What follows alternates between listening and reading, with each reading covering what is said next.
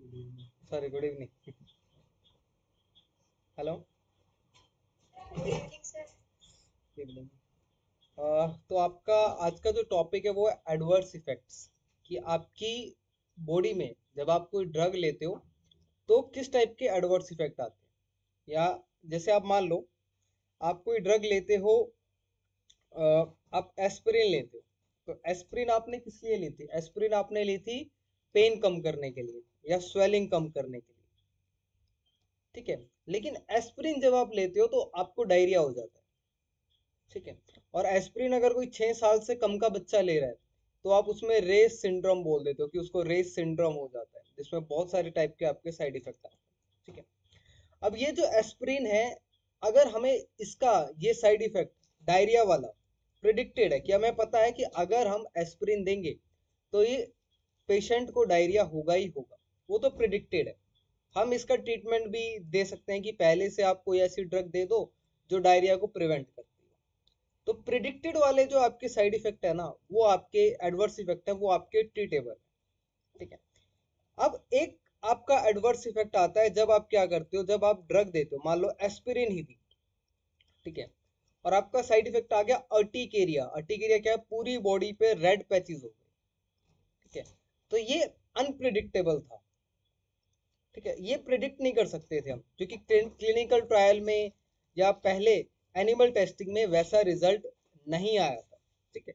तो आपका जब इस तरह के साइड इफेक्ट आते हैं उसको आप बोल देते हो अनप्रिडिक्टेबल, और इसके लिए मेनली पेशेंट को आपको हॉस्पिटलाइज करना पड़ता है, ठीक है। प्रिडिक्टेबल वाले साइड इफेक्ट से आपके मोर्टेलिटी के केसेस या डेथ वाले केसेस बहुत कम है, लेकिन अनप्रिडिक्टेबल से आपके डेथ वाले केसेस जो है वो बहुत ज्यादा है, ठीक है। जैसे पेनिसिलिन है, पेनिसिलिन अगर किसी को आप आईवी रूट से दे रहे हो तो बहुत चांसेस होते हैं, बहुत ज्यादा लोगों में अनप्रिडिक्टेबल टाइप के साइड इफेक्ट आते हैं, ठीक है। स्ट्रेप्टोमाइसिन का भी ऐसा ही है, जब आप उसको आईवी रूट से देते हो तो अनप्रिडिक्टेबल टाइप के साइड इफेक्ट आते हैं। सबसे पहले आप एक बार एडवर्स इफेक्ट देख लो। एडवर्स इफेक्ट क्या होता है? एक मिनट।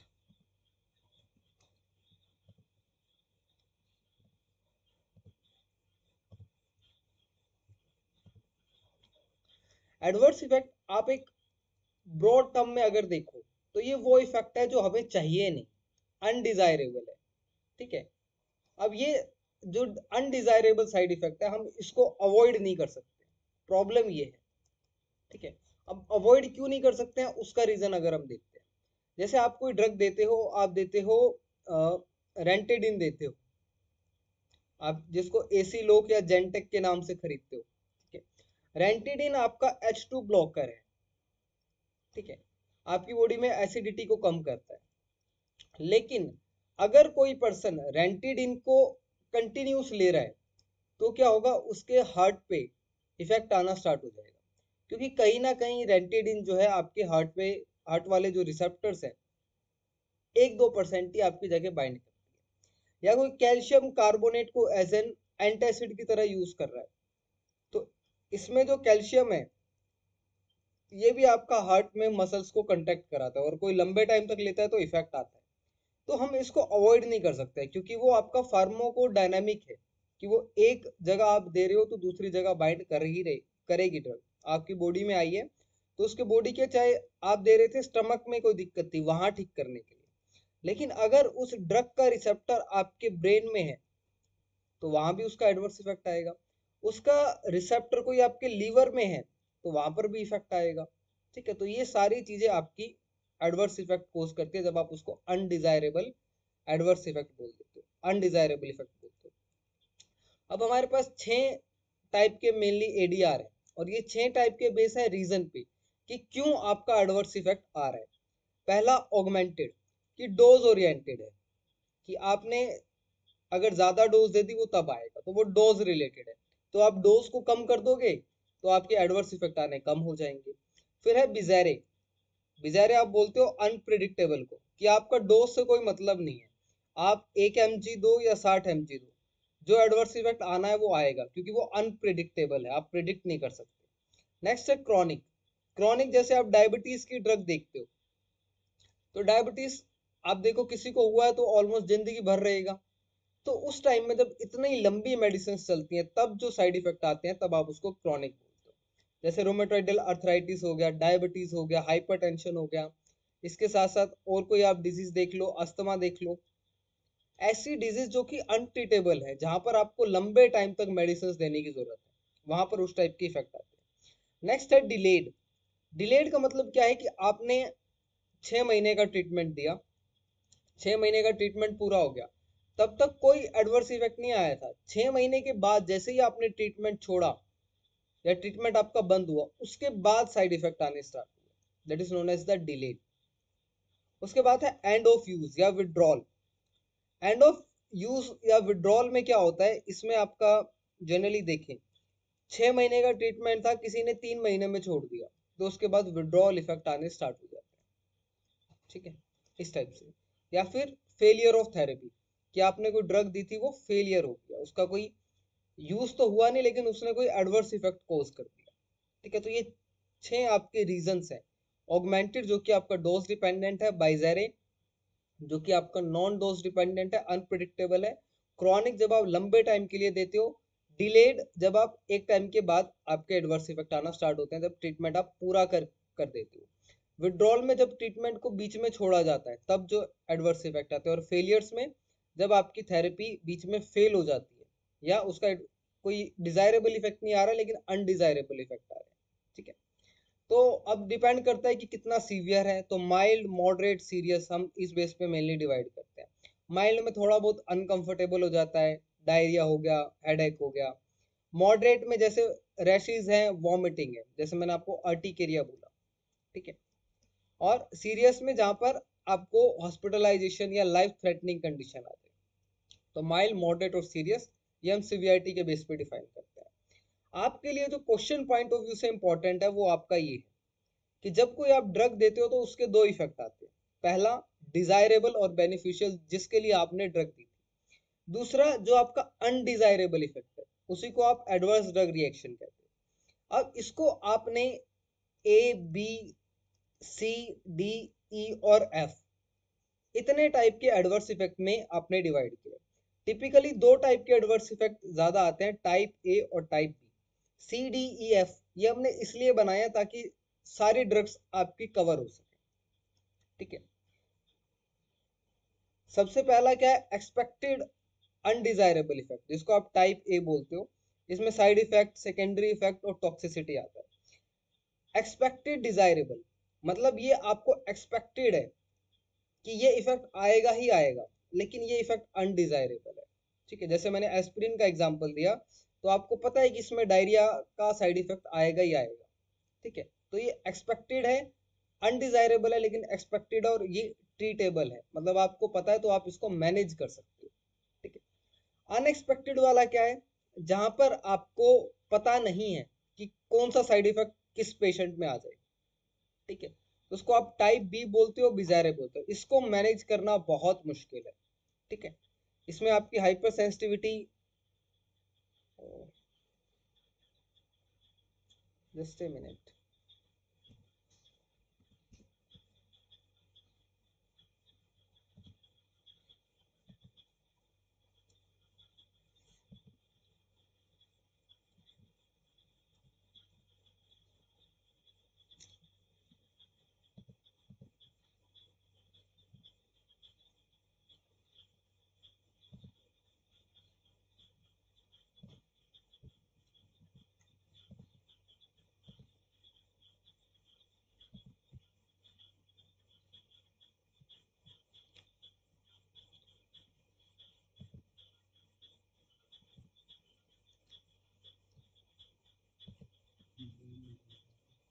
ठीक है, तो इसमें क्या होता है, आपका जो टाइप बी है, आप लोगों का लिंक ओपन नहीं हो रहा है क्या?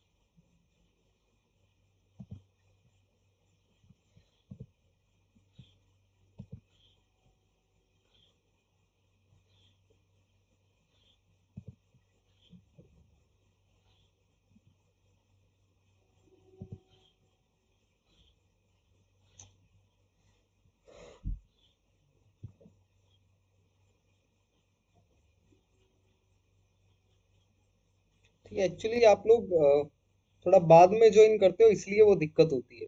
ठीक है। अ, तो मैं आपको यहाँ बता रहा था कि जब आप ड्रग देते हो तो कुछ आपके डिजायरेबल और बेनिफिशियल इफेक्ट आते हैं जो आप ड्रग से चाहते हो, और कुछ आपके आते हैं अनडिजायरेबल अनवांटेड जो आप नहीं चाहते हो। तो इसमें पहला इफेक्ट है एक्सपेक्टेड, कि आपको पता है कि ये वाला साइड इफेक्ट आएगा, उसको आप बोल देते हो टाइप ए। इसमें आपके साइड इफेक्ट, सेकेंडरी इफेक्ट्स और टॉक्सिसिटी आते हैं। वहीं अनएक्सपेक्टेड और अनडिजायरेबल में आते हैं टाइप बी। मान लो आपने 5 पेशेंट को ड्रग दी, 5 में से एक पेशेंट को कुछ ऐसा अनप्रिडिक्टेबल साइड इफेक्ट आ गया जो नहीं आना चाहिए था। ठीक है। तो इसमें आप हाइपर सेंसिटिविटी और एलर्जी, जेनेटिकली कुछ आया है, या फिर आइडोसिंक्रेटिक रिएक्शन, कि आपकी बॉडी ने कोई ऐसा हाइपर सेंसिटिविटी रिएक्शन शो करती है। ठीक है। उसके बाद अदर है सी डी ई एफ, आप एक एक करके देखना, आपको समझ में आ जाएगा। पहला है type A, expected undesirable effect. इसको आप एक और नाम से जानते हो, ऑगमेंटेड। ठीक है। ये आपका मेनली डोज डिपेंडेंट है। ठीक है। इसको आप प्रिडिक्ट कर सकते हो, और अगर आपको इस साइड इफेक्ट को हटाना है तो आप क्या करो, डोज को कम कर दो। जैसे ही आप डोज कम करोगे, टाइप ए जो आपका प्रिडिक्टेड है, एक्सपेक्टेड है, वो साइड इफेक्ट आने, वो एडवर्स इफेक्ट आने आपकी बॉडी में कम हो जाएंगे। ठीक है। इसमें आपको सिर्फ इतना याद रखना है, डोज डिपेंडेंट है, लार्जली प्रिडिक्टेबल है। अगर आप डोज कम करोगे तो एडवर्स इफेक्ट दूर हो जाएंगे। ये सबसे कॉमन है, मतलब इस टाइप के साइड इफेक्ट आते हैं, लेकिन इस टाइप के साइड इफेक्ट में किसी पेशेंट की डेथ नहीं होती है। ठीक है। जैसे आप कोई ड्रग ले रहे हो, कोई थेरेपी ले रहे हो, जैसे जो लोग टीबी की थेरेपी लेते हैं, तो उसमें क्या होता है, उनको पिंपल्स निकल आते हैं। अब पिंपल कोई ऐसा साइड इफेक्ट नहीं है कि डेथ हो जाए। और जो लोग डिप्रेशन की थेरेपी लेते हैं या एंटी साइकोटिक ड्रग लेते हैं, उनका वेट गेन हो जाता है। तो वेट गेन भी ऐसा कोई एडवर्स इफेक्ट नहीं है जिससे किसी की डेथ हो रही है या कुछ और हो रहा है। ठीक है। तो टाइप ए। अब इसका एग्जांपल देखो, एक आपकी ड्रग है डाइसाइक्लोमिन। डाइसाइक्लोमिन जनरली हम, ये आपकी एंटी स्पाज्मोडिक ड्रग है। इसको तब देते हैं जब किसी को इंटेस्टाइनल पेन हो रहा है। ठीक है। वो इसका डिजायरेबल इफेक्ट है। लेकिन इसका अनडिजायरेबल इफेक्ट क्या है, ड्राइनेस ऑफ माउथ, आपका गला सूखने लगता है। ठीक है। आपके सलाइवा की सिक्रीशंस कम हो जाती है। तो ये इसका साइड इफेक्ट है। अब अगर आपको कम करना है तो आप डाइसाइक्लोमिन की डोज को जो है वो आप कम कर दो। और डाइसाइक्लोमिन का एक मतलब प्रिकॉशंस होता है, जो भी आप स्पाज्मोडिक वाली ड्रग देखते हैं, इनका प्रिकॉशंस खासकर जो है प्रेग्नेंट वुमेन्स में जो होता है, इनको थोड़ा सा कम दिया जाता है, जो भी आपकी स्पाज्मोडिक वाली ड्रग है। ऐसे ही आपकी ड्रग है प्रोमेथाजीन।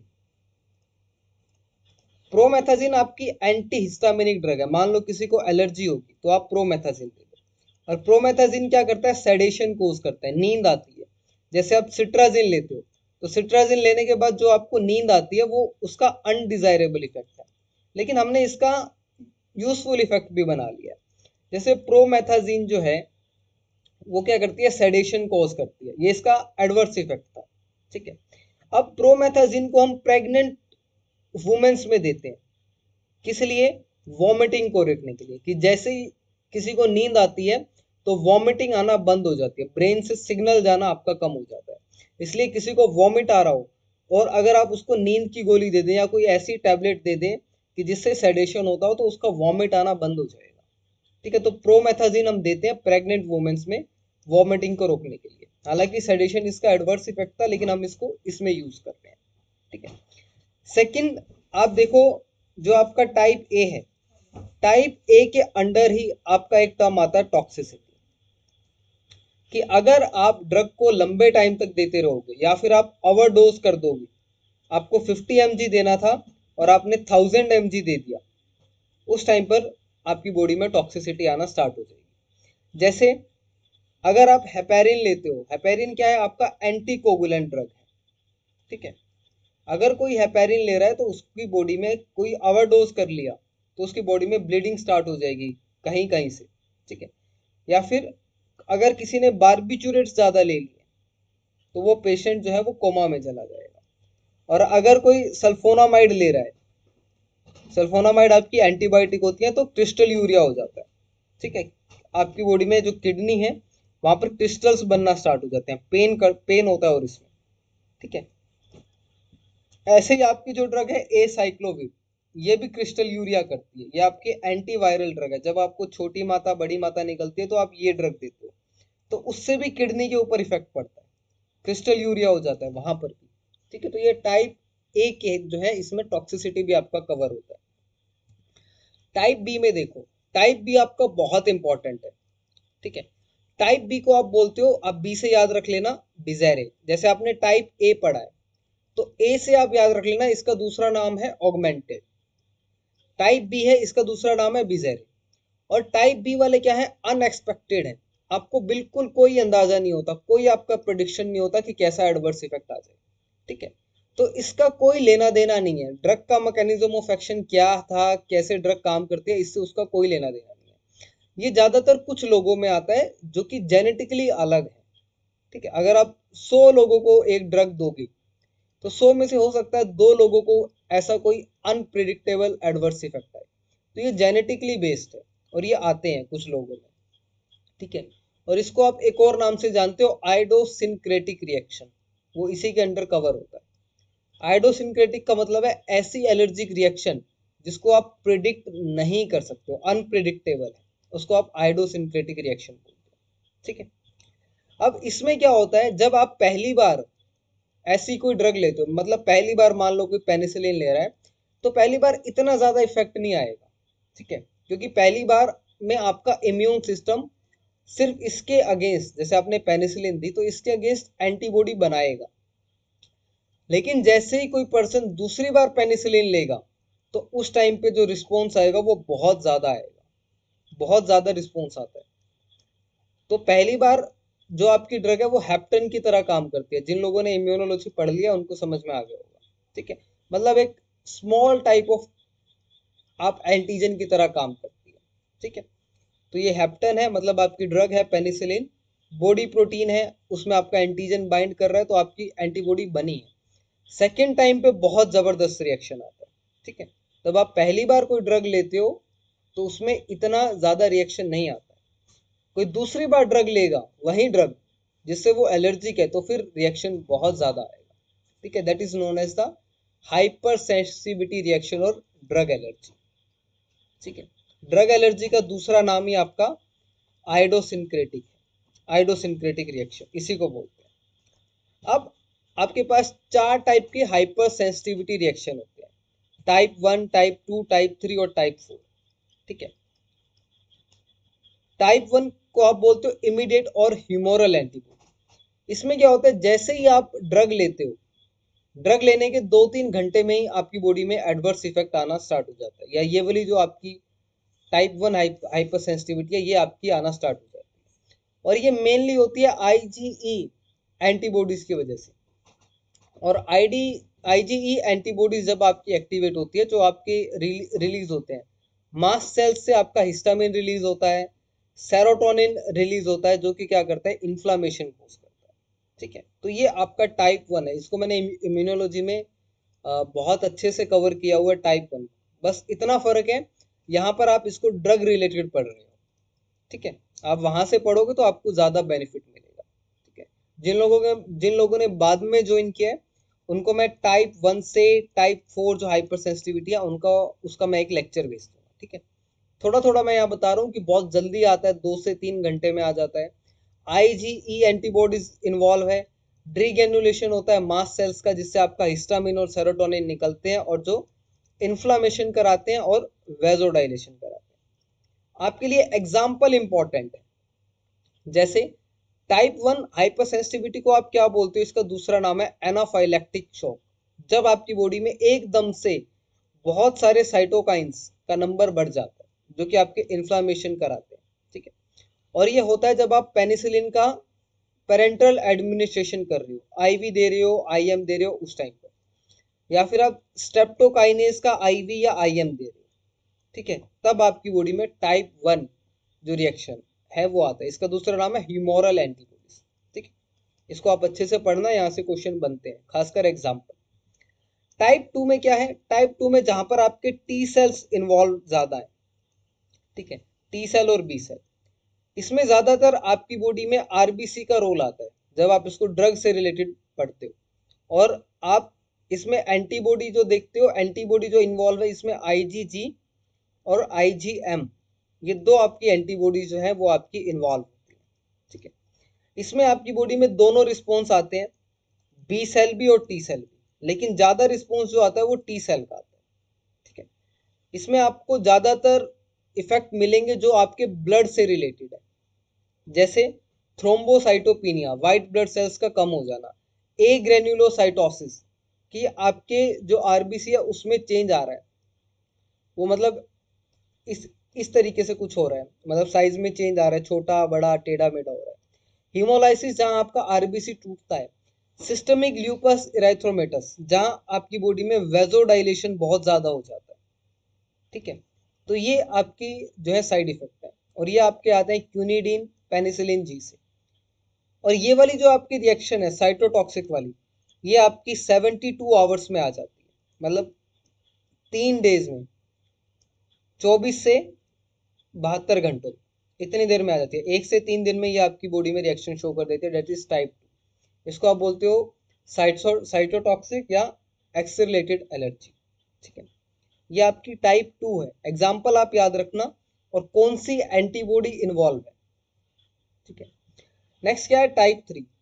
टाइप 3 आपकी जनरली आती है जब आपकी बॉडी कॉम्प्लेक्स बना लेती है, जैसे ड्रग है, तो ड्रग ने एंटीबॉडी के साथ कॉम्प्लेक्स बना लिया, और ये कॉम्प्लेक्स कहीं आपकी बॉडी में जाके रुक गया, मतलब जैसे एक्सक्रीट आउट नहीं हो पाया, इसका साइज इतना बड़ा था कि वो एक्सक्रीट आउट नहीं हो पाया, तब आपकी बॉडी में ये इफेक्ट आते हैं।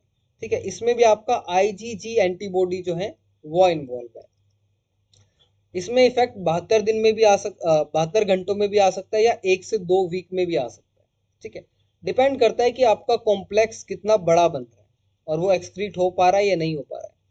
इसमें आपका ग्लोमेरुलोनेफ्राइटिस, क्योंकि किडनी पे ज्यादा इफेक्ट आएगा, क्योंकि किडनी जो है वो फिल्टर नहीं कर पाएगी। इसके साथ साथ फीवर, अर्टिकेरिया, अर्टिकेरिया मतलब रेड पैचेस होना और इचिंग होना। लिम्फोडेनोपैथी कि आपके जो लिम्फ नोड हैं वहां पर क्या होता है, स्वेलिंग हो जाती है। ठीक है, और ये आपके एडवर्स इफेक्ट आते हैं जब आप एम्पिसिलिन लेते हो, ये पेनिसिलिन का ही टाइप है। सल्फोनामाइड एंटीबायोटिक्स लेते हो और आप नसेड्स लेते हो, non steroidal anti inflammatory drug. जैसे इसका एग्जांपल क्या है, आइबुप्रोफेन है, ठीक है, इंडोमेथासिन है, सुनील डेक है, पिरोलोडेम है, ये सारी आपकी ड्रग है। ठीक है, जो आपकी टाइप 3 हाइपर सेंसिटिविटी करते हैं, इसको आप इम्यून कॉम्प्लेक्स मेडिएटेड बोलते हो। टाइप 4 क्या है, डिलेड टाइप। इसमें क्या होता है, पहले कोई एडवर्स इफेक्ट नहीं आता है, और ज्यादातर ये आपका केस बनता है टीबी वाला। ठीक है, इसमें क्या होता है, जैसे आप कोई ड्रग लेते हो तो वो धीरे धीरे आपकी बॉडी में इफेक्ट जनरेट करती है, और आपका जो टी सेल है उसको एक्टिवेट करती है। ठीक है, ठीक है, तो वो धीरे धीरे एक्टिवेट करती है, टी सेल धीरे धीरे उसको सेंसिटाइज करता है। इसमें आपका ज्यादातर जो रोल आता है वो मैक्रोफेजिस का आता है। ठीक है, क्या होता है, ड्रग कई बार आपकी मैक्रोफेजिस में चली जाती है, तो फिर वो टी सेल्स को जो है अपनी तरफ अट्रैक्ट करती है, और ये प्रोसेस स्लो है, इसलिए इसको आप डिलेड टाइप हाइपर सेंसिटिविटी बोलते हो। जनरली ये hyper sensitivity pneumonitis, contact dermatitis, photo sensitivity और रेसिस जैसे एग्जाम्पल आते हैं। ठीक है, तो ये आपका टाइप 4 है, डिलेड टाइप या सेल मेडिएटेड। ठीक है, तो 4 हाइपर सेंसिटिविटी मैंने आपको बताई। टाइप 1 जिसमें आपका एनाफाइलेक्टिक शोक होता है, IgE इन्वॉल्व है। ठीक है, और इसके साथ साथ वहां पर मास्ट सेल का डी ग्रेनुलेशन हो रहा है, हिस्टामिन सेरोटोनिन रिलीज होते हैं, इन्फ्लामेशन कराते हैं, और एग्जाम्पल वहां पे था जब आप पेनिसिलिन या स्टेप्टोमाइसिन को IV रूट से देते हो। सेकेंड क्या था, आपकी हाइपर सेंसिटिविटी में आपका 72 घंटे में रिएक्शन आ रही थी, यहाँ पर रिएक्शन 2 और 3 आवर्स में आ रही थी। वहां पर आपके इन्वॉल्व थे IgG, IgM। आरबीसी से रिलेटेड जो है आपके साइड इफेक्ट आ रहे थे, थ्रोम्बोसाइटोफिनिया इस टाइप का, ए ग्रेन्युलोसाइटोसिस और हिमोलाइसिस ऑफ आरबीसी, इस तरीके के आपके साइड इफेक्ट आते हैं। टाइप 3 में जब आपने देखा वहां पर कॉम्प्लेक्स बन रहा था, कि इतना बड़ा कॉम्प्लेक्स बन गया है कि वो एक्सक्रीट आउट नहीं हो रहा है। ठीक है, वहां पर जो आपका ज्यादातर डैमेज होता है वो आपकी किडनी डैमेज होती है, या फिर आपके लिम्फ नोड जो है वो डैमेज होते हैं। टाइप 4 आपका डिलेड टाइप है, जिसमें आपका धीरे धीरे एडवर्स इफेक्ट आता है, और इसमें आपका आईजीजी इन्वॉल्व है। ये आपकी वीक में आती थी टाइप 3, 1 से 2, इसमें उससे भी ज्यादा टाइम लगता है। और यहाँ पर आपका टी सेल्स जो है बहुत धीरे धीरे सेंस करते हैं, जो आपका डिलेड टाइप की हाइपर सेंसिटिविटी है। इसमें आपका रोल मैक्रोफेजिस का है। ठीक है, ये टाइप 4 है। अब ट्रीटमेंट क्या है? हम टाइप 1, टाइप 3 और टाइप 4 इसको ज्यादा ट्रीट कर सकते हैं। टाइप 2 को ट्रीट करना ज्यादा मुश्किल है, क्योंकि अगर एक बार आरबीसी के साथ आपकी ड्रग बाइंड हो रही है तो उसमें फिर चेंजेस आएंगे ही आएंगे। आप उसको प्रिवेंट मुश्किल करते हो। ठीक है, क्योंकि वहां पर बी सेल और टी सेल दोनों एक्टिवेट होते हैं। ठीक है, तो टाइप 1, 3 और 5 को आप जो है प्रिवेंट कैसे कर सकते हो? या तो आप ग्लूकोकोर्टिकॉइड दे दो, जो आपके ड्रग्स है। ग्लूकोकोर्टिकोइड्स का मतलब क्या है? आपने प्रेडनिसोलोन दे दी, ठीक है, या प्रेडनिसोन या प्रेडनिसोलोन, ये दो अलग अलग ड्रग है। इसके साथ आप देते हो, आप एड्रेलिन देते हो, ठीक है, जो आपका डीग्रेनुलेशन ऑफ मास सेल वगैरह को रोकता है। तीसरा आप जो ड्रग देते हो वो एंटी हिस्टामिनिक देते हो, ठीक है, जैसे हाइड्रोकोर्टिसोन दे दिया, और डाइफेनहाइड्रामिन, ये आपकी एंटी H1 ड्रग है। ठीक है, तो आप ये ड्रग्स जो है वो यूज करते हो। ठीक है, एड्रिलालिन, हाइड्रोकोर्टिसोन का इंजेक्शन, डाइफेनहाइड्रामिन का, या फिर आप प्रेडनिसोलोन देते हो। ठीक है, तो ये आप ड्रग्स हैं, इस तरीके से प्रिवेंट करते हो। और इस पे बहुत बार क्वेश्चन पूछा गया। नॉर्मली टाइप 1, 2, 3, 4 याद कर लेते हो आप लोग, लेकिन ट्रीट कैसे करना है वो नहीं पता होता। तो ये आप याद रखना कौन से टाइप की जो है ड्रग यूज कर रहे हो। मोस्टली अगर आप देखो तो ए और बी टाइप में आपके सारे साइड इफेक्ट कवर हो जाते हैं, जो भी आपकी ड्रग्स हैं। लेकिन C, D, E, F हमने ये खुद से थोड़े से डिजाइन किए हैं, इनको हम बोलते हैं एक्स्ट्रा साइड इफेक्ट्स। जैसे टाइप C है, तो ए से आपने पढ़ा था ऑगमेंटेड, बी से आपने पढ़ा बाइजेरे, सी से आपका होता है क्रॉनिक। कि अगर आप कोई लंबी थेरेपी दे रहे हो, डायबिटीज की दे रहे हो, हाइपरटेंशन की दे रहे हो, तब जो ड्रग की वजह से साइड इफेक्ट आते हैं तब आप उसको बोलते हो। ठीक है, तो टाइप C से आप डायरेक्ट याद रखना क्रॉनिक, मतलब प्रोलॉन्ग यूज। इसका एग्जांपल बहुत इंपॉर्टेंट है। अगर आप प्रेडनिसोलोन देते हो, अब प्रेडनिसोलोन देते किसमें? अस्थमा को ट्रीट करने के लिए। कोई पेशेंट 3 महीने से अगर प्रेडनिसोलोन ले रहा है, या 6 महीने से प्रेडनिसोलोन ले रहा है, तो उसको कुशिंग सिंड्रोम्स हो जाएंगे। कुशिंग सिंड्रोम क्या होता है आपका? कि आपका जो आपकी बॉडी में जो मिनरल्स हैं, सॉल्ट है या दूसरे मिनरल्स है, उनका अमाउंट जो है वो गड़बड़ हो जाएगा। ठीक है, तो वो आपका प्रेडनिसोलोन से होता है। अगर कोई एस्प्रिन ले रहा है तो एनाल्जेसिक नेफ्रोपैथी हो जाएगी, क्योंकि एस्प्रिन आपकी एसिडिक ड्रग है। अगर कोई लेग्जेटिव ले रहा है, मतलब कॉन्स्टिपेशन किसी को कंटिन्यूस रहता है और वो लेक्टुलोज ले रहा है, या फिर कैस्टर ले रहा है, तो उसको कोलोनिक डिसफंक्शन हो जाएगा। That is type C type of adverse drug reaction. ठीक है, इसमें आपका लंबी थेरेपी की वजह से एडवर्स ड्रग रिएक्शन होती है। ठीक है, टाइप D में क्या है? Delayed type. इसमें क्या होता है? पेशेंट्स को बहुत टाइम के बाद, ठीक है, मतलब या तो मान लो किसी ने ड्रग ली, कोई फीमेल है, उसने अल्कोहल कंज्यूम करा जब वो प्रेग्नेंट थी, तो उसके बच्चे ने तो अल्कोहल कंज्यूम कभी नहीं करा है। तो बच्चा जो पैदा होगा, अगर फीमेल अल्कोहल कंज्यूम कर रही है तो मेंटली रिटार्ड होगा। ठीक है, अगर फीमेल कोई स्मोक करती है तो बच्चे के लंग्स पहले ही वीक होंगे। ठीक है, ऐसे ही क्या होता है, अगर कोई फीमेल जो है एक ड्रग ले रही है, डाई इथाइल स्टील बेस्ट्रो, ठीक है, और ये ड्रग उसने प्रेगनेंसी के टाइम पे ली। एक्चुअली ये ड्रग हम कैंसर के ट्रीटमेंट में देते हैं, या पेन बहुत ज्यादा हो तब देते हैं। ठीक है, तो जो उसका जो बच्चा होगा, अगर डॉटर है, तो डॉटर में क्या होगा? उसको पहले ही जो आपका वेजाइना है, वहां पर कोई ना कोई टाइप का कार्सिनोमा जो है उसको पहले ही होगा, अगर डाई स्टील बेस्ट्रोल फीमेल ने प्रेगनेंसी के टाइम पे लिए, क्योंकि ये ड्रग प्लेसेंटा को क्रॉस करके जाएगी। और अगर आप एंटी कैंसर ड्रग किसी नॉर्मल पेशेंट को दे रहे हो, तो उसकी बॉडी में कैंसर कोज हो जाता है। ठीक है, इसलिए हम जब ट्रायल करते हैं तो कैंसर के ट्रायल में आप हेल्दी वॉलेंटियर को नहीं लेते हैं, हम सारे पेशेंट्स कैंसर वाले लेते हैं। ठीक है, या फिर आप कोई ऐसी ड्रग दे रहे हो जो कि बच्चे के ऑर्गन्स पे इफेक्ट डाल रही है, उसको आप बोलते हो टेरेटोजेनिसिटी स्टडी, कि बच्चे के हाथ पैर जो है कंप्लीटली डेवलप नहीं होते। जैसे थैलिडोमाइड जो ड्रग का डिजास्टर था, इसमें बच्चे के हाथ पैर ही नहीं डेवलप हो रहे थे। ठीक है, तो ये आपकी जो टेरेटोजेनिक स्टडी है, जिसमें आप बच्चा जब पेट में है उस टाइम पे जो फीमेल एडवर्स इफेक्ट ले रही है वो आपके डिले टाइप में ही आते हैं। ठीक है, ऐसे ही सेकेंडरी कैंसर क्या होता है कि आप अल्काइलेटिंग एजेंट्स को लेते हो कैंसर को ट्रीट करने के लिए, वो एक जगह पर कैंसर ट्रीट कर देगा लेकिन दूसरी जगह पर कैंसर कोज भी कर देता है। ठीक है, अल्काइलेटिंग आपकी ड्रग है सिस्प्लेटिन वगैरह, ये आपकी ड्रग है, तो इसको आप डिलेड टाइप बोलते हो। टाइप ई क्या है? एंड ऑफ ट्रीटमेंट, जब आपका ट्रीटमेंट पूरा खत्म हो गया है। ठीक है, मान लो किसी को ब्लड प्रेशर हुआ था, ठीक है, उसका ट्रीटमेंट खत्म हो गया या उसने बीच में छोड़ दिया, इस टाइम पर क्या होता है, फिर से वो डिजीज जो है आना स्टार्ट हो जाती है। जैसे प्रोपेनोलोल आप देते हो, तो प्रोपेनोलोल नॉर्मली सबसे बेसिक ड्रग है, अगर किसी को ब्लड प्रेशर हो रहा है तो हम दे देते हैं। लेकिन जैसे ही वो पेशेंट प्रोपेनोलोल को लेना छोड़ता है, उसको दोबारा से ब्लड प्रेशर होना स्टार्ट हो जाता है। तो रीबाउंड हाइपरटेंशन होता है जब आप प्रोपेनोलोल को छोड़ते हो। ऐसे ही जब आप फेनोटोइन ड्रग देते हो, किसके लिए? सीजर के लिए, एपिलेप्सी के लिए, जैसे ही आप वो ड्रग लेना छोड़ते हो तो आपको दोबारा से सीजर्स आने शुरू हो जाते हैं। ठीक है, प्रेडनिसोलोन जो आप ड्रग देते हो, जो मैंने आपको बताया कि अगर आप लंबे टाइम तक चलाओगे तो आपको कुशन सिंड्रोम हो जाएगा, वो यही है, एड्रीनोकोर्टिकॉल इनसफिशिएंसी। ठीक है, कि अगर आप प्रेडनिसोलोन लंबे टाइम से ले रहे हो तो भी आपको कुशन सिंड्रोम होगा, और आप उसको छोड़ रहे हो बीच में, तब भी आपको इस वाले एडवर्स इफेक्ट आएंगे। That is the type E.